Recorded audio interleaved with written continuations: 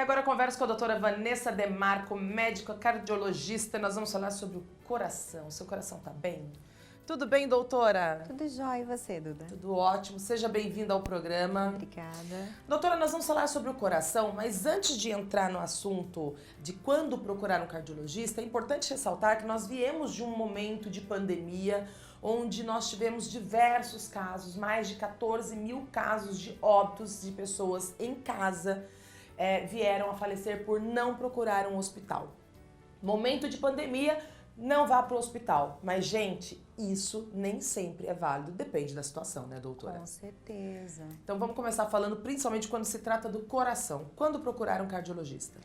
Bom, a gente tem que levar em conta o histórico do paciente. Por exemplo, quem tem histórico familiar tem que ficar atento, de uma maneira geral, procurar sempre o mais breve possível, a partir dos 40, 45 anos, pelo menos uma vez para um check-up geral.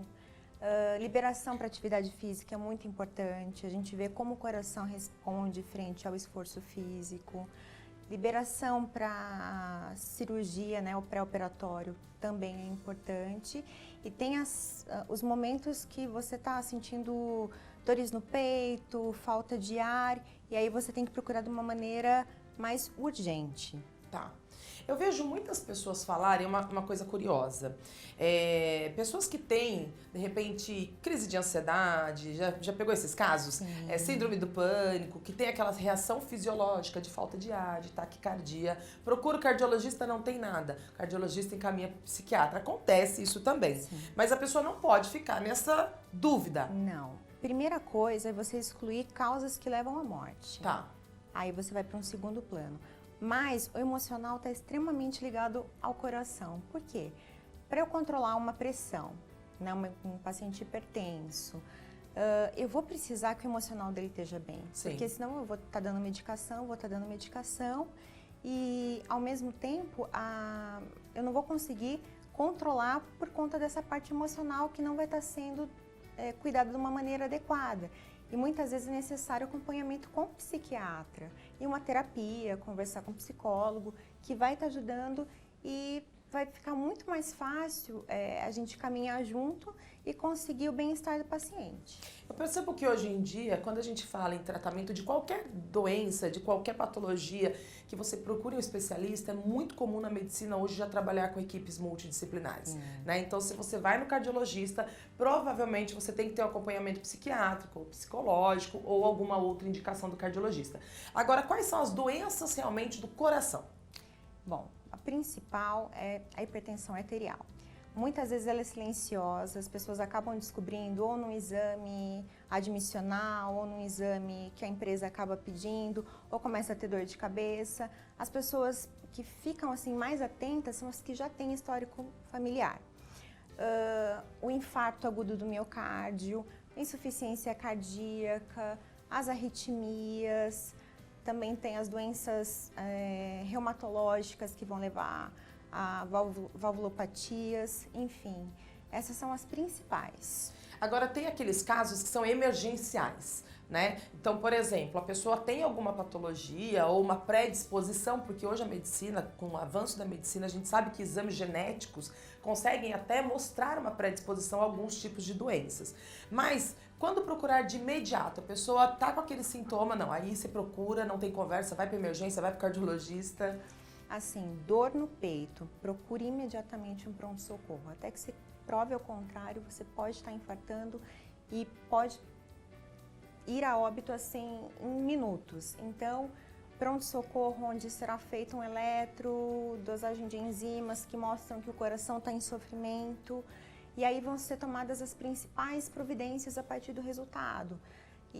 Ou encaminhado para um cateterismo, ou estabilizado, enfim, dor no peito, sinais de AVC que a gente percebe, você percebe desvio do sorriso, vamos colocar, fica mais simples assim, alteração na movimentação de algum dos membros, alteração na fala, também procure o hospital imediatamente, falta de ar, cansaço, os mínimos esforços também. A gente pode ter uma insuficiência cardíaca descompensada, seja por uma isquemia cardíaca, seja um tromboembolismo pulmonar, então não perca tempo. São doenças que podem levar a óbito em horas, em minutos. Doutora, nós falamos muito sobre, as pessoas conhecem muito o AVC hemorrágico, né? E o isquêmico, qual é a diferença? O AVC isquêmico, ele é causado quando, vamos colocar assim, um trombo, uma plaquinha, vamos falar, essa plaquinha, ela é formada, tem toda uma fisiopatologia, sim. Enfim, resumindo. Esse trombo solta, aí a gente vai pensar como ele foi formado. Provavelmente no coração, já que a gente está falando desse assunto. Ele solta, vai para o sistema arterial e acaba entupindo uma das artérias cerebrais. Ausência de sangue, nesse caso. Isso, exatamente. Tá. É como se fosse um infarto, sim. Né? Então, aquela área cerebral, por conta desse trombo, deixa de receber sangue e, nesse caso, você tem um AVC isquêmico. O hemorrágico, né, é a ruptura de algum desses vasos e aí você tem o sangramento. E o tratamento deles é completamente diferente. Agora, existe prevenção? Porque, assim, quando eu falo em prevenção, eu sempre falo isso na TV, gente. O fato de você falar a palavra prevenção não é que se você fizer algo, você não vá ter algum tipo de patologia. Mas você pode evitar, dependendo da predisposição que você tem. Então, fatores externos. Hoje, a ciência, a própria genética mostra que você consegue evitar doenças de acordo com os fatores externos. No caso do coração, qual é o tipo de prevenção que eu posso fazer até para um diagnóstico precoce? Bom, além dos exames, né, você tendo um histórico familiar positivo, e mesmo não tendo, se você quer ter uma vida saudável, sim. Né, atividade física, alimentação, estilo de vida como vamos evitar o cigarro, bebida alcoólica. É difícil no contexto econômico do Brasil você falar, vai fazer uma atividade física, né? Não é todo mundo que tem tempo, que tem como, mas assim, o máximo que puder, tente se dedicar, porque isso vai mudar todo o restante, todo o contexto da sua vida. É engraçado que nesse novo normal da pandemia, eu tenho visto muito nas redes sociais as pessoas fazendo vários tipos de exercícios em casa, ensinando pessoas a sair do sedentarismo dentro de casa. Isso tudo, gente, é prevenção, é uma forma de você cuidar do seu corpo, do seu organismo. Agora vamos falar de colesterol, para quem está em casa me fizeram a pergunta do que é o colesterol e a ligação dele com doença cardíaca. Certo, a gente tem dois tipos de colesterol que a gente fala, né? O colesterol bom e o colesterol ruim. O colesterol bom, ele aumenta e a gente quer ele alto, né? O HDL, às custas de atividade física. O colesterol ruim, o LDL, ele é um colesterol que a gente quer quanto mais baixinho, menor. Por quê?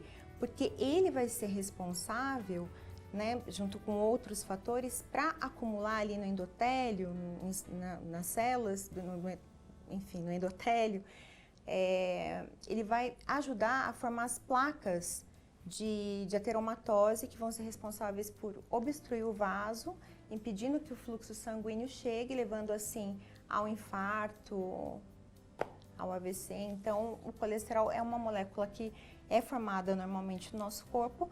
E aí que está também o contexto da gente tomar cuidado com a alimentação. Como eu falei, o colesterol bom vai aumentar com a atividade física. Já o colesterol ruim a gente ganha como? Com má alimentação. Bom, quem tem então, por exemplo, casos na família. Eu tenho, por exemplo, meu pai que é hipertenso, minha mãe hipertensa. Engraçado que a minha pressão ela é baixa, até 11/6. Eu cheguei no 12/8, começa a me dar dor de cabeça. Mas quem tem o problema familiar já é indicado começar a fazer sim, exames preventivos. Com certeza, tanto hipertensão, infarto, sempre uma rotina cardiológica vai prevenir muita coisa. Tá certo. Doutora, obrigada pela sua participação. Eu que agradeço. Espero mais vezes aqui no programa pra gente cuidar do coração, né? Com certeza. Falar nisso, cuidar do coração é importante. Eu quero dizer uma coisa pra vocês. Você que acompanha o Saúde de Você, é um programa que traz matérias com responsabilidade, com ética, profissionais renomados. Nada substitui o ato médico. Ter informações através das redes sociais, de sites de pesquisa é importante. Isso te traz conhecimento, mas nunca substitui o ato médico. Procure um médico em caso de emergências ou se você perceber algum sintoma.